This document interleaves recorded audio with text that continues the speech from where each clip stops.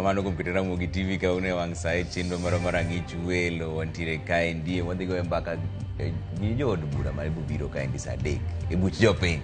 Wan gi Edio Kech, Senator ma Migori, to gi Mark Nyamita jaod bura ma Uriri. Wadhi go mbaka e saa 3 e buch jopiny ni to koro siasa ochomo kanye. Gidhi chung' gi jatend piny Kenya koso gidhi timo nang'o e weche mag od bura. An kaka pile inga Trevor Ombija jandingo panga janyakachi dendo nombija taya nyakwar guok ocha pesa. Magi weche manyien ma wan go. Wezi kuwa mshahara ambayo ilikuwa ya 2013 ni ilikuwa kubwa kuliko ile mshahara inalipwa MCA 2022. If there are too many, we did not need to have the constitution in place to have the MCAs being members of county assembly. MCAs obagoromo mar ywak ewi pek magikale to kata kamano rombgi ma KICC kawuono nobedo gi tulo. In this country sometimes we take matters of life and death as if it is a joke. I am committed to delivering. Wewe panga mambo hii kidogo ya hapa na pale ya 2027 kura itafuatana kuruka. Sisi tuko nyuma yako. Umetembea na baba, tumeona Jumamosi. Jotend ODM omedo singo siro jatend piny Kenya William Ruto ka en bendo seyo joma kwedo chenro mage. We talk to them and tell them what is required of them, what we expect them to do when writing those letters, and even assist us to come, bring the beneficiaries to court when the grants are supposed to be confirmed. Doma Migori koro chwalo tiegruok ne ruodhi kod jolupgi ing'eyo chike mag lowo mathoro kelo ywaruok.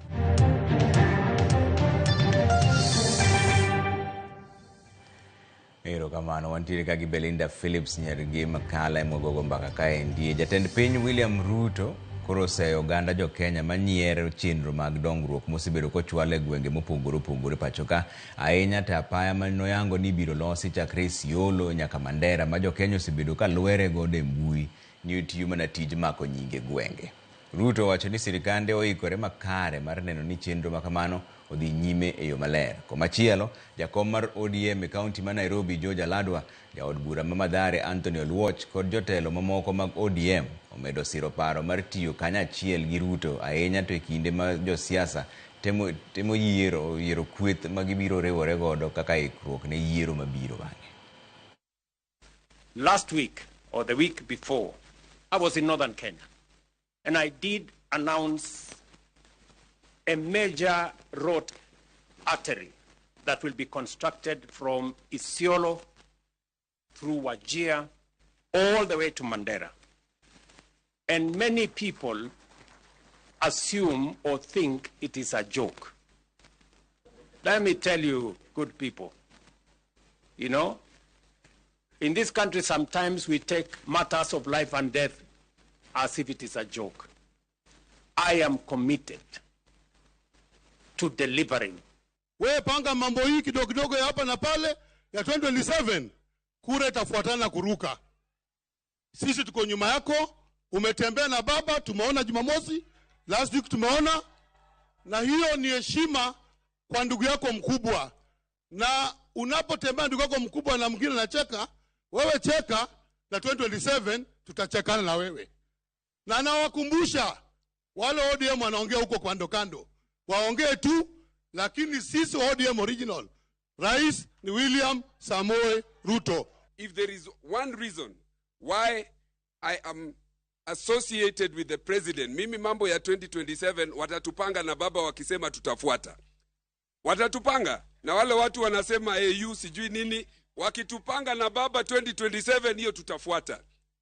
Kwa kani jaod bura majuja George Koimburi owethgule yoro menda maching makwanero mosiling 200,000 kai geno nodi ching makiny obiro chope nyimdo mondo duok bura modonjene godo mar bedo gi oboke mabandia mag sumo kod ketho mamoko bende.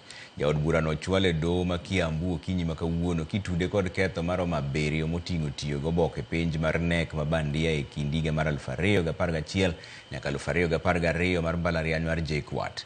Itude kod ketho auchiel mag tiyo go oboke mabandia mag sumo kod ketho mar 7 mar tamore chope do kata luonge mondo chope do. Koimburi no mako di ching manyoro kitude gi ketho mar tiyo marach kod mbui kaluwore kod weche manyo wacho ni piny owacho ni otiyo gi siling bilion 13 e tayo kampen mar Raila Amolo Odinga e laro kom mar AUC. His powers under section 87 clause paragraph A and withdrew that case. He has now again, Your Honor, appeared before you under the same section again, exercising his rights to charge for the same offenses that had previously been charged. And while, Your Honor, we have no objection to our client taking plea in respect to count 1 to count 7 to count 6, our objection is in respect of the mischief being perpetuated and the abuse of power being perpetuated by the DPP by invoking section 121I of the Penal Code. Jood bura ng'wen mag Kenya Kwanza kod karan mar od bura mamalo Samuel Njoroge ochwalo bura e doho mar apil mar kwedo ng'eto mar doho mamalo ewi kweth jood bura mathoth e od bura mamalo. E bura margi Kenya Kwanza kod od bura wacho ni ng'eto makamano dhi rocho chenro mag od bura kaka chugo committees mag od bura go. Kaka jafwambo marwa Chris Owino leronwa, Kenya Kwanza bende nyiso doho ni ng'eto mar joyal buche adek go nodhi ataro mar chik nikech odonjore gi tije mar od bura. Ywarok ewi kweth mathoth e od bura e kind Azimio kod Kenya Kwanza koro onyono e koredo mar doho bang' jood bura 4 mag Kenya Kwanza tero ng'ur margi e doho mar Court of Appeal mar kwedo ng'eto mar doho mamalo ewi wachno. E bura margi, jatend kweth jood bura mathoth Kimani Ichung'wah kod jala e kweth jood bura mathoth Silvanus Osoro dwaro mondo Court of Appeal oketo tenge ng'eto mar doho mamalo mane owito oko ng'eto mar spika mar od bura Moses Wetangula mane oyango Kenya Kwanza ka kweth mathoth. Kenya Kwanza kod od bura kokalo kuom okil Kamalo Kamargi Sandra Ng'anyi onyiso doho ni ng'eto mar joyal buche adek mag doho mamalo dhi rocho chenro duto mag od bura ka chuo committees mag od bura nyaka yang ni en riwruok mane man kod jood bura mathoth e kind Azimio kod Kenya Kwanza. Wach makamano ne oyang kod spika mar od bura Moses Wetangula odiochieng' manyoro e kinde mane oyango ni kweth jood bura mathoth kod od bura manok pod dhi nyime kod twak e wi jokanyo mag committees go. That consultations are ongoing and will be concluded soon to allow for the reconstitution of the specified committees. I direct that awaiting the reconstitution of committees, the BPS be processed by the liaison committee. E komachielo, riwruok mar Kenya Kwanza onyiso doho mar Court of Appeal ni komiti mochung'ne tayo chenro mag od bura ok nyal chuog nyaka doho ket ler ewi wachno gino manyiso chenro duto mag od bura nyalo chung'.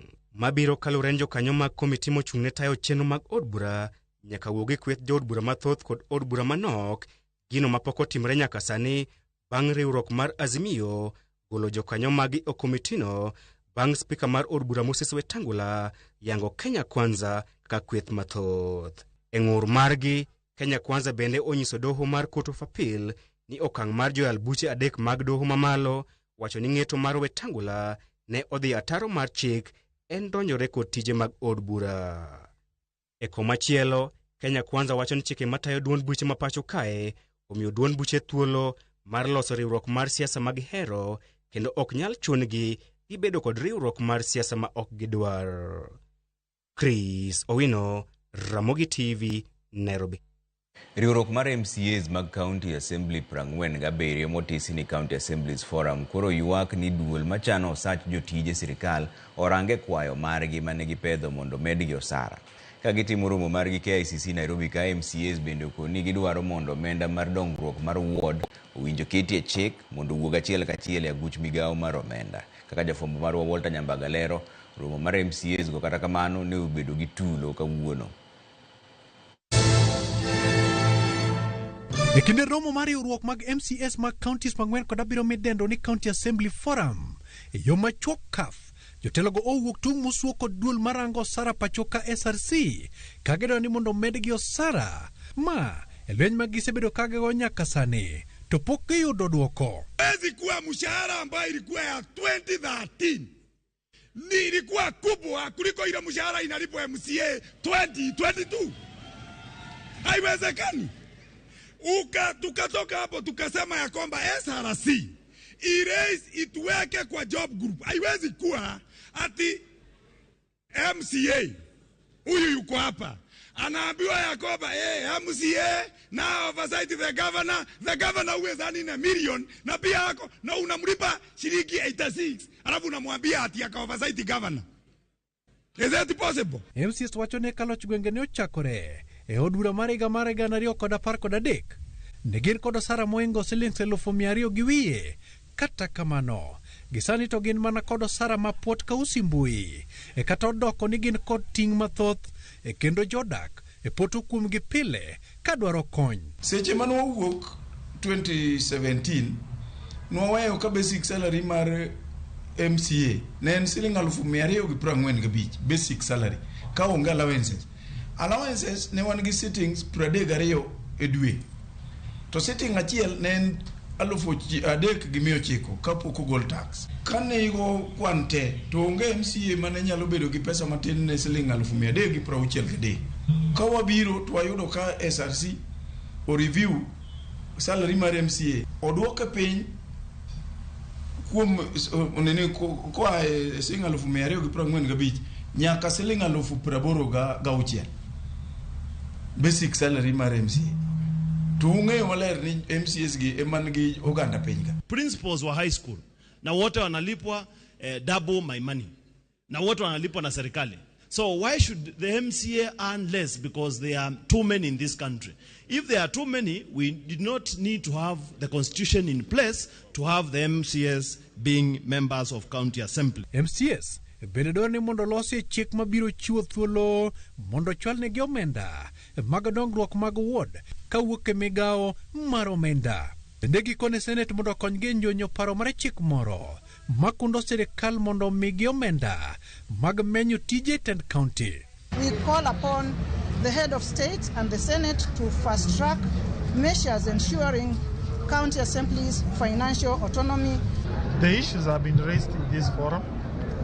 I may not speak on behalf of the COG, I'm not the chair or the vice chair, but I have given them the promise that when I participate in those meetings, I will speak and bring their viewpoint in those meetings. Kuna mitihani ambayo imewekwa mbele ya jumba la Senate na mimi kama seneta wa kaunti ya Nairobi nimewahakikishia haswa hili swala la kuhakikisha kwamba kuna uhuru wa kifedha wa hizi mabunge yetu ya kaunti. Romo mar MCS makaonda ladek menyo bero lwasi mar jotelogo moko ni dongruok nyaka yudre e kor gweng. Bizwa kuanzia 2013 na mpaka sasa tugali tunaumia. TJ MCA ng'eyo ni to development mani kari kani kechi governor committee ji ginene timo legislation. Yes, gin ginyalo mana propose bills. Yes. Iwinjo for consideration. Lakini king'iyo tiji governor, ting'iyo tiji MCA opogore. MCS go bende omakore amen eka gitudo achiel kuomgi ewi gajo moko kuomgi ewi manyora tichgi. Mheshimiwa anasema tutulie. Jikoro magajwang' tich ber ma ichude chudo machiwo geno. MCS ywak ni mondo duol marango osara pacho ka SRC opod nigi gimoro matin. Ni matin ema pong'a data.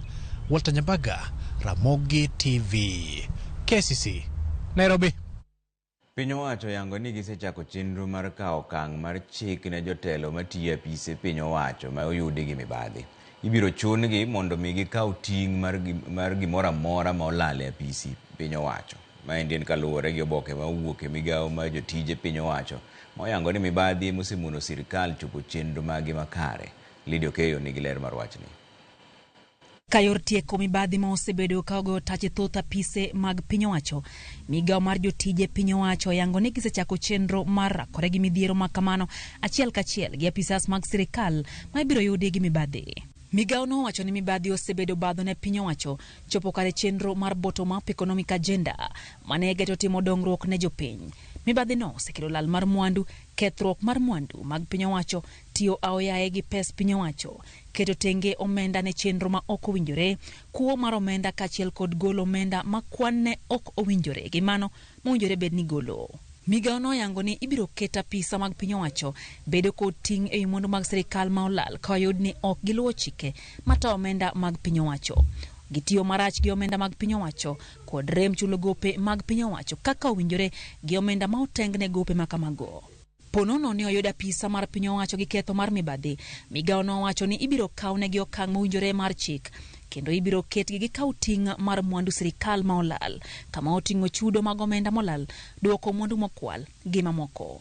Kaka yor neno ni chik makama oketie tim, piny owacho omiyo apise omenda mag apise piny owacho nyaka tarik 14 dwe mar 4 higani mar nywando kengegi ei chike matawo migepe mag omenda e apise piny owacho. Lydia Okeo, Ramogi TV. Riwruok mar jotich e mbalariany ma Nairobi UASU koro dwaro mondo sirikal oriembe tich jakom mar duol mar mbalariany no Ngire Amokowa Nangwe. Kotelnegi kod jakom mar UASU e pacho ka endi Grace Nyongesa, UASU lero ni telo marach, mibadhi kod tiyo arietha gi omenda mag piny owacho sani mohinyo sekta mar somb mbalariany. Simpros Okinda nigi ler mar wachni. E okang' machielo mbalariany ma Nairobi oyudore kama tek. Solidarity forever. Riwruok mar jotich UASU seyo tend duol mar mbalariany no kuom gima giwacho ni telo mar agoko, tiyo arietha kod omenda kaachiel kod sando ngima jotich, gima kidek wito tat somo no e dand guogi. E twak margi kod jofwambo, UASU dwaro sirikal mondo ring mapiyo kendo res mbalariany no e lwet duol mataye ma giwacho ni nyalo biro miyo mbalariany ma Nairobi podho. The University of Nairobi as we know it is dying. That is the truth. And we say this not to create panic or gin up unnecessary attention, but out of our care as UASU for this great national strategic institution. University of Nairobi has been hijacked by buccaneers, and it is now a theater of intrigue. We have seen Moi University being strangled to death in our eyes. Public universities must get the protection they need. We are calling government to protect the University of Nairobi. It's a national asset that the public has invested for so long. We cannot allow it just to collapse. Jopuonjgo mor kod chenro mar higni 2 manyocha oyangi kod duol man mbalariany no ka giwacho ni otime ataro mar chik ma ok onywando kata pachgi kendo chal ka gima iko mbalariany no mondo bi ouse. This document illegally wants to tinker around with the composition of the council so that it includes legal and management experts who we know already are identified. Staff are unaware such a document even exists. They are uninvolved. Gilero ni kato bedo ni mbalariany no sani laka gi chonge kalore kod omenda mamedo mana duono. Duol mar skul no motelne kod Ngire Amokowa Nangwe ogero chenro madhi medo yako omenda matin ma mbalariany no odongo sani. The Chancellor is also going ahead to become a cost center by even establishing an office around the towers. All these are cost center issues, yet we are talking about an institution that is in financial dire straits. That document, again, burdens the university by suggesting that the council should have bi-monthly meetings. The cost of hosting council in one session is close to $500,000. The Chancellor is having a viola, which is being paid over $500,000 shillings by the university in current per month. He has 10 security armed police to guard him. He doesn't have confidence in this nation.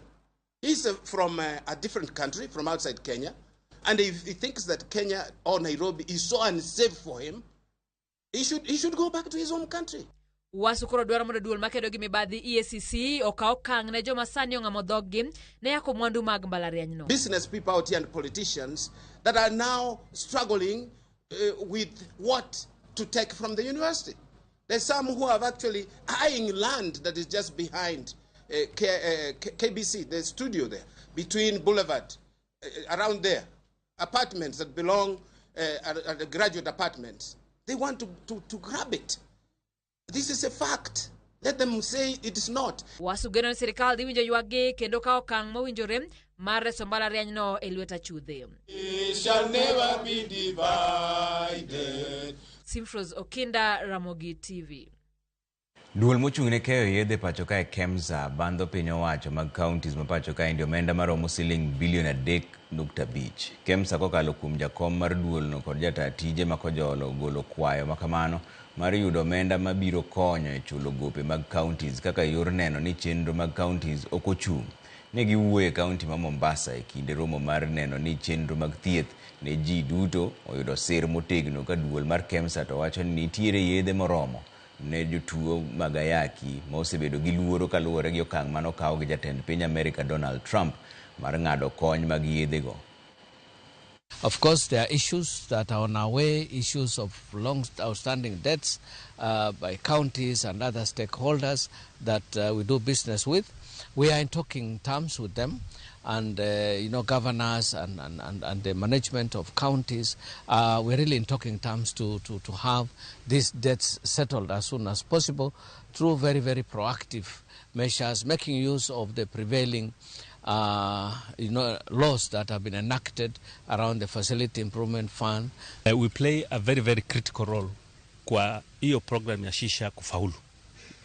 Na nataka kueleza wa Kenya ya kwamba sisi kama KEMSA tumejitayarisha, tuko tayari kuplay our role kuhakikisha ya kwamba madawa zinapatikana katika nchi yetu. Baswadi yu moro machuo kudogo bagdaka matin kikidhi mabor ahinya.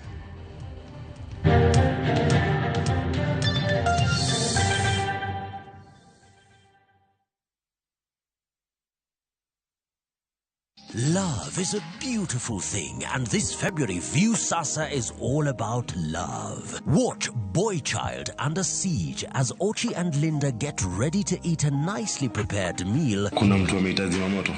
Of course, Mr. Firefighter. But Linda's parents ruin the moment.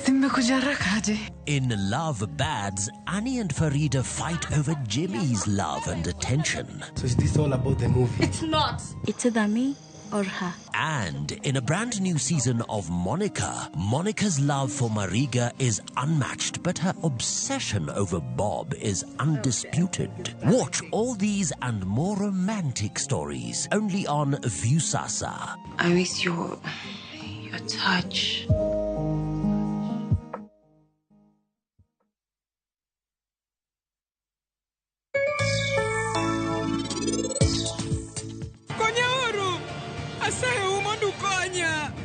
Kamara chiel ganyuola nete gin jogwoge madongo kapo ni nitie ng'ata kanyo mawinja asayi ni konya please. Grand prize won! Win big with the WRC Safari Rally 2025. Revisha and feel the roar. Join us for an unforgettable journey to the world's largest trade fair, the Canton Fair in Guangzhou, China, from 15th to 27th April. Explore thousands of products, meet global suppliers, and experience China's rich culture. Enjoy guided tours, shopping, and local experiences, all while discovering new business opportunities. Enjoy this and more in 9 nights and 10 days, starting from $2,450 per person sharing. Visit viewtravel.com or call and WhatsApp 0703-254-254. View Travel. Dream, explore, discover.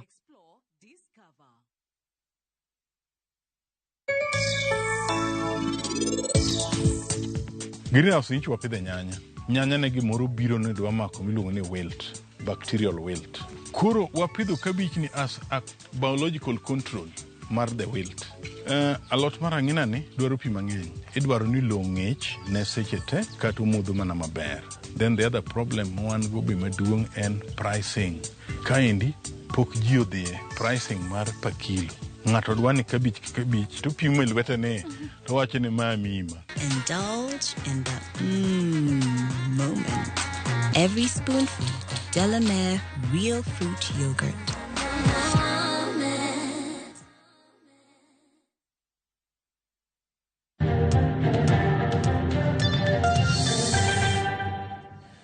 Warwako ukenri do ma Migori dhi nyime kod tiego ruodhi kod jolupgi e kaunti ma Migori e weche mag chike to ahinya motenore kod law.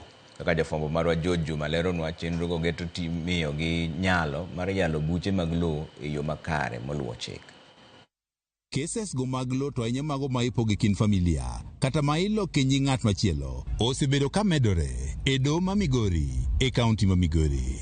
Maloyo cases 350 sani osechwal e doho ma Migori bang' winjruok tamore kind anyuola kod jogo eko ma onyiewo lowo. For the High Court, I think there are over 50. For the lower court, because now the jurisdiction was taken back to the magistrate's court, there's a lot. 300. About 300 or so for this place only. Jang'ad bura e doho mamalo ma Migori Anong'injo wach ni biro ne chike mag lowo ok osebedo ka iluwo makare kod ruodhi e kinde ma ipogo lowo e kind familia osekelo pek e tieko cases go mag lowo e doho. We have succession matters which take so long. You know, you can have a grant and you do the confirmation, but you find that sometimes other people are left out. When they are left out, they'll come maybe even after 10 years. Maybe they were still minors by the time the succession was being done. If the chief identifies the beneficiaries, all of them, we will include them. And then those problems will not be there anymore. Ong'injo wacho ni mae bende osekelo kata gwandruok kaachiel kod nek e kind anyuola. And when that happens, then many other things arise, including murders, and including a lot of disturbances around the home, disharmony in the family and all that. So we felt like we should talk to them. E okang' mane ni wechego mag pogo lowo kata loko lowo e nying ng'ato machielo otim makare, doho ma Migori dhi nyime kod tiego ruodhi kaachiel kod jolupgi e chikego mag lowo. The chiefs are stakeholders in the court users committee, a very major stakeholder. In terms of the succession matters that we have, they are the ones who write letters to identify for us the beneficiaries, the widows and the widowers and the children of the deceased.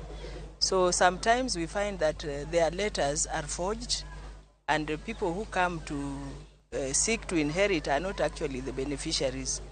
And for that reason, many people lose their inheritance. E kinde puonj manie obag katiegruok ma jopuonj ma Migori Teachers Training College, ruodhi kod jolupgi noyudo puonj nyaka yo ma ginyalo ndiko kata barupe e weche mag lowo ma yore doho. We talk to them and tell them what is required of them, what we expect them to do when writing those letters, and even assist us to bring the beneficiaries to court when the grants are supposed to be confirmed. They take it and some of them start selling the land. There are many matters that the chiefs deal with that have legal implications. Commissioner ma Migori Kisilu Mutua mabende ochopo tiegruok ne wane ruodhi mathoth pok obedo kod tiegruok makare e weche mag chike kabende opuoyo doho kuom kawo okang' machal kod mae. As a national government, we have not trained the chief. We thought it is very wise to use the knowledge that judiciary has. Tend doho ma Migori yango ni cases mathoth mag lope machopo e doho biro nikech ok oluw chike yo mowinjore e kinde ma ipogo lope e kind familia. George Juma, Ramogi TV, Migori. Sirikal kaachiel kod riwruoge moko mag piny owacho yango chwalo paro mar chik mageto chiwo chudo, bero arita kaachiel kod duoko nyadhi ne tije ma ichiwo kod mine e pachoka kaachiel kod jochiw arita ne jotuo. Paro no yango keto ratiro marom e kind joma chuo kod joma mine e dongo ngima mar anyuola, bero weche yuto kokalo e chiwo arita kaachiel kod bero ngima joma mine kod nyithindo e kuonde mag tich. To kaka Cynthia Onyango chiwo ler, jood bura kaachiel gi senators mane oyuore romono bende okwayo sirikal mondo ne ni omi joma mine chudo mowinjore e kinde ma gintiere e yueyo bang' nyuol.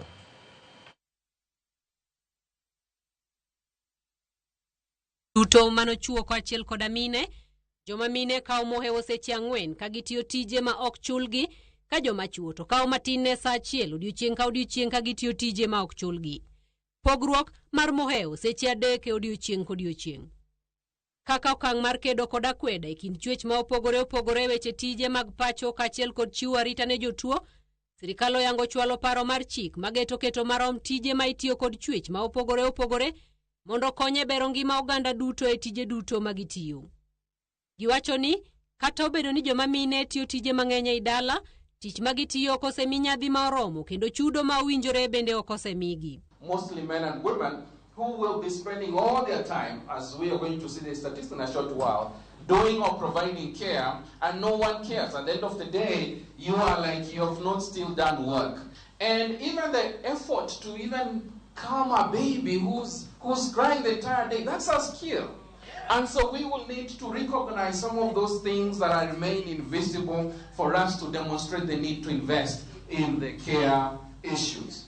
Parono mar chik bende oyango puonjo jotije marito jotuo, jotije mag ute kachiel kod jotije duto machiwo arita mondo konye miyo gi chudo kod nyadhi kaka tije mamoko.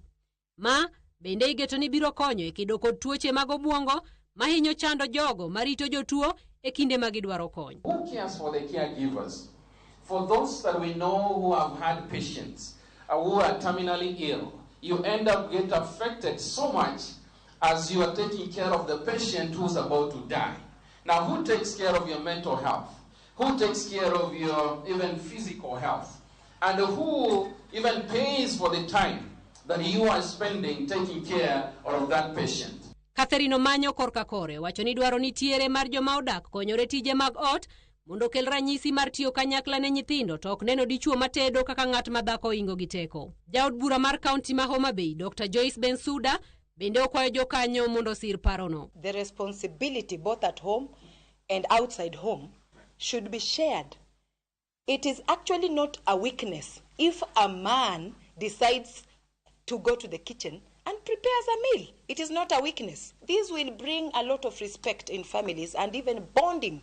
If my husband is cutting onions and me I'm putting oil in the sufuria, the babies see daddy and mommy as a team. We want this policy to be translated into reality. We want support. We want the people in informal sector whom we live at home, whether taking care of the cattle, whether taking care of our children, to be appreciated, to be trained, to have civic education so that we are safe and secure. Cynthia Onyango, Ramogi TV, Nairobi. Okay. Koro, Sirikand County ma Homa Bay ka omakore gi riwruok mar Habitat for Humanity Kenya osidayanga chenro moro mar lony manyasani mar kano nonro mag lope county madhi konyo jopiny e yango lope kod tieko mibadhi e weche mag lope goeko. Chenro no bende geto neno ni Sirikand County ma Homa Bay ok oyudo lal kaluwore gi osuru mag lope ma ichoko kowuok kuom weg lope manie bombe kod alwora margi. Chenro no oyangi ni biro konyo yango lope e bombe mantiere county no kendo jopiny bende dhi yudo yot e yudo nonro mag lope e bombe goeko. Habitat for Humanity Kenya wacho ni dwaro margi en neno ni county ma Homa Bay obedo gi thuolo ma jopiny nyalo ng'iyo godo chal mar lope ma ahinya to minyiewo to gi miuso bende. Yanga system mar lo mar ng'eyo ni lopi ni kama nade kendo pesa dimo nego bedni chulo kata lobni ben mari inyalo donje mi many search gi gik makamago makoro keti e yo manyasani manie kompyuta. Ok ni koro idwa dhi wuotho ka land idhi iduogi. Mae osetim ne towns 9. Homa Bay, Ugis, Ndiwa, Mbita, Kindu Bay, Asumbi, Rangwe gi Mirogi. Koro kuonde gi emosechak go kuonde 9 gi. Koro kaka wayawe ayanga ni inyalo dhi e computer midhi ng'i e system mantie kani homabay.lims.dat.co.ke. Ma en okang' maduong' mar kedo ga chudhe gi nikech sasa aya ma ng'ato kong'eyo kumonyalo yude information mar lo kata kidhi ka lo tiyudo ni file nopandi iklong. Sani kae onge ng'ama nyalo pando file nikech gimoro amora koro nie kompyuta kanyo inyalo nene inyalo yude. Koro en okang' maduong' mar kedo ga chudhe gi. Sirikand County ma Siaya kokalo kuom migawo mar kit chwech, rowere kod tije ma oganda ochako chenro mar jiwo joma mine matimo ohala e kaunti no mangima. Kane wuoye nyasi mar chaka yanga chenro no, jatend migawo mar kit chwech, rowere kod tije ne oganda miluongo ni Judy nowacho ni chenro no geto mine matindo manie ohala ma seche mwuoyeni.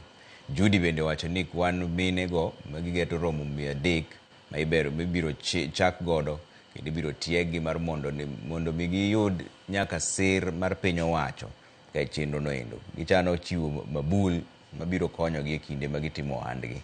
Bende oyango ni gigeto rawere go jogo manigi ng'ol ka bende gigeto chiwo kothe mag yien kaka yor nyayo arita mar alwora.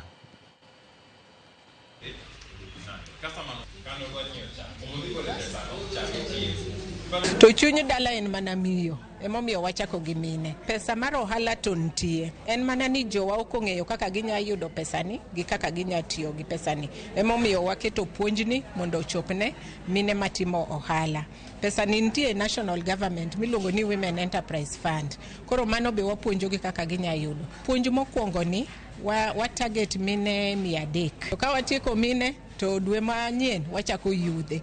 To dwe mar adek no kendo watimo joma nigi ng'ol. Pesa biashara ma watimo tin, pesa mwaloko godo ohala tin. Koro wakwayo ni kanyalore kadwa yud yo, onyiswa ni nitie kaka wanyalo dhi holo. Oganda moko luoro dhi e bank nikech paro pecho ni jo bank pecho. Koro wakwayo gavana ni orie bade kanyalo chopo kuomwa kaka mine mondo medwa gimoro wachor kodo biashara magwa ma wan godo. Gwen ko kel gima thago ahinya en chiemb gwen, feeds. To kose yudo feeds bo jek to wang'eni wabro dhi mbele maber. Kendo nakwayo ni mondo med rango kata yudhewa onge tich. Makoro kapo ni yudhewa nyalo yudo kata biashara no en tich. To yudhewa koro biro bet ka giyudo gima gitimo. Yudhe odonje timo moko maricho nikech gin idol.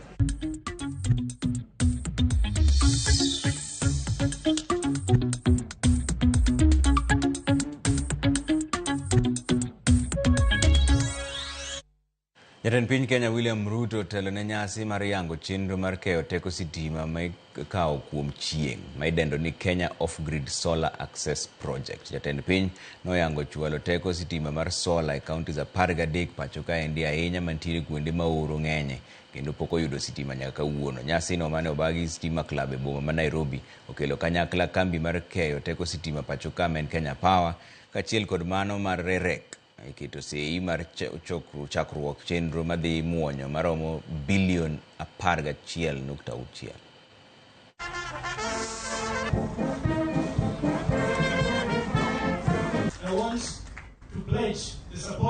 I have given very firm instructions to the ministry, to REREC, and to Kenya Power to develop a mechanism where we will light up those estates in those areas of Nairobi. It cannot be that in the capital city of Kenya, there are citizens living in darkness. For communities far from the national grid, solar power offers the most practical, cost-effective, and immediate solution. That is why the government of Kenya, in partnership with the World Bank, is implementing the Kenya Off-Grid Solar Access Project, commonly known as COSAP. Through the last mile connectivity program under the Kenya Power, 1.2 million customers have already been connected through REREC.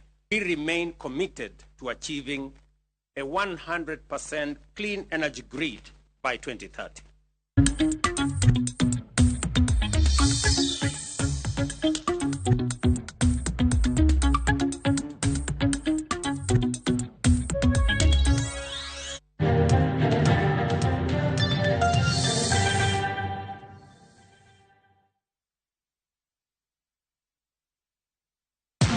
Wanashinda pesa 50 in seconds on aviateshabiki.com. Kwa majina naitwa Gloria Sakwa, nikiwa mkulima mkazi wa Bungoma. Sikuwa naamini ni kama inaweza kuwa kitu ya ukweli.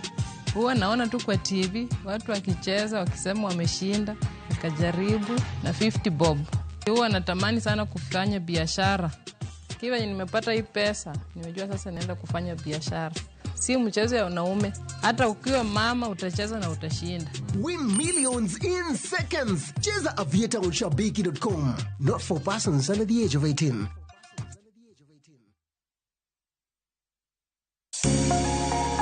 Lwedo chweyo. Koro sana watiyo gi lwetwa.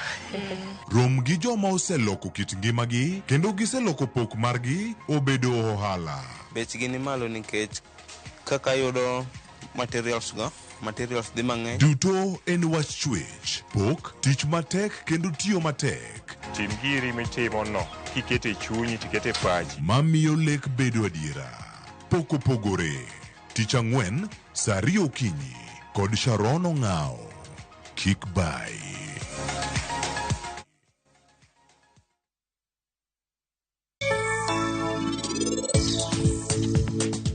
Konyauru! Asayo umondu konya! Devi kaka moro achiel ganyuola nete, gin jokwoge madongo. Kaponi nitie ng'ata kanyo mawinja, asayi ni konya. Please! Tungine no kawan, take a strong connection. Wachna kuma doli mamsintie sani. Nango halin. Ini wuoyo mana ka gima doli en osiepna, ma en kapok odhi kamoro amora, nyaka kwaya thuolo mar wuok. Waya anang'eyi maber. Adwani wachna kuma doli mamsintie. Indulge in the moment with every spoonful of Delamere real fruit yogurt.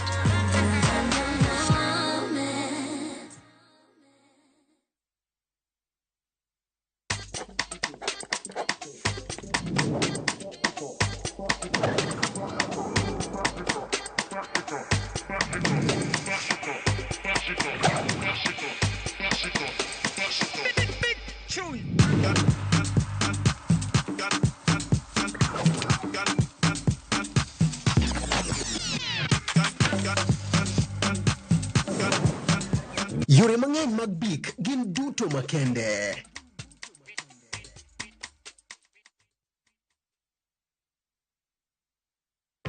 Jothurwa, be usebedo gi gombo mar ng'eyo kaka cham wuok e kodhi nyaka chop kaka chiemo e mesa?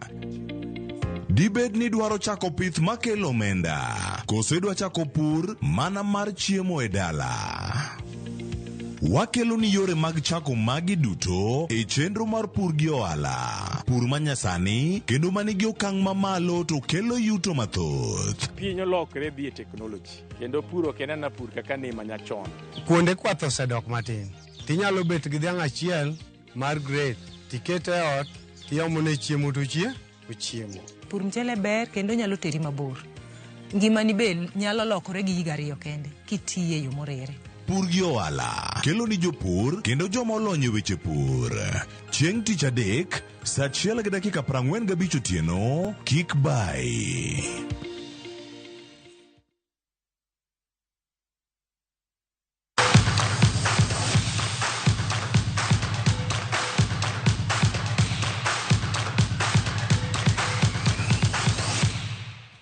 Wadonjane weche mag tuke ni Jane Ndirangu e jaloch mar shabiki ya Vieta ma Germany. Jane noyudo loch mar $500,000 e tugo motisi ni Players of Love. Tugo makamano biro dhi nyime nyaka giko dwe mar 2 ni mar miyo jok moherore thuolo mar yudo omenda. Maeri en mana juma achiel kende bang' jaloch machielo yudo $500,000 e shabiki Avieta. Ndirangu notiyo mana gi $50 kende mondo mine oyud loch makamano. Jane en jatich mondiki e sikul moro yon Narumoru, kendo wacho ni koro odhi ndikore no wuon.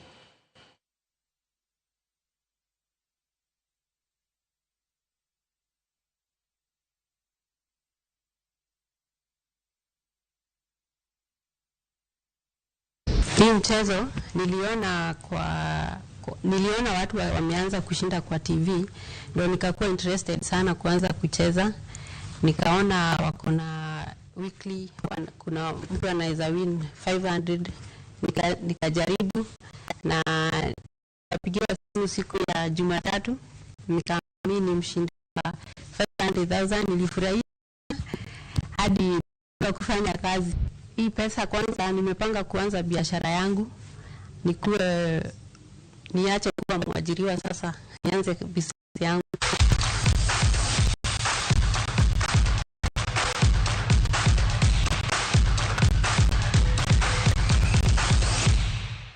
Bas wanere sadeka nyasayo yie nyinga Trevor Ombija jandingo panga janyakachi deno Ombija taya nyakuar guok ocha pesa. Wanere sadeka.